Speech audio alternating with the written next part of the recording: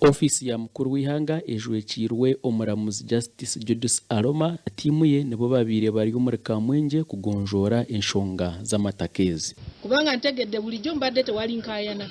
Mulima enteze nezitambula neziri omuddo nezinywa amazzi nakwera empenda zirese ki kizibu n'okusiba sengenge. So twahikanu twajewe mugora kuri twazaha mwani twashanga ariho muguru they are just rescued. After that's why I want you to reach that house. There are two elderly people whose coffee, which is as old as myself, was cut. Enkayana erihita keri ekijaho obumugiga je musikafureka urukugamba kuba yabire na pomeriyeye dera kakwateramo neryabataka.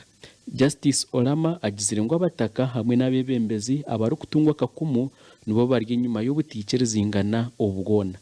Ekizo cyango kiresirwe ki umuntu kwijaka akiza musaveyo kubanza akoreka ensharo eyo ibatiro kubanza okwa kagenda akijo akabiri na wakoreka ndisho akarenge byape byabe amabara gabe gari munensharo zo ntumanyanka bataka kandi wijo akabiri akagaraka kajya kakanisa kinfeyo.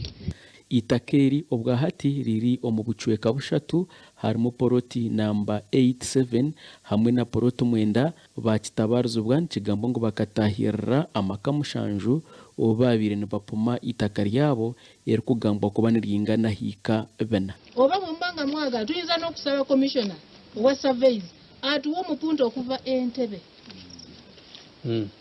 Oba ave mu Ministry of Lands Munkanye kikantangaza kuja bakatemera imitumba kandi bakagaruka bakora ki bakatuzibira kuhinga kandi nyonye akabanja kake kandi nyina bavuga nyine cyo kubariza. Omuramuzi aragire ngo itaka eruhinkayana rupomwe busya kandi babahire ebiro 21 byonka. Gashakwa Ansone Atwine.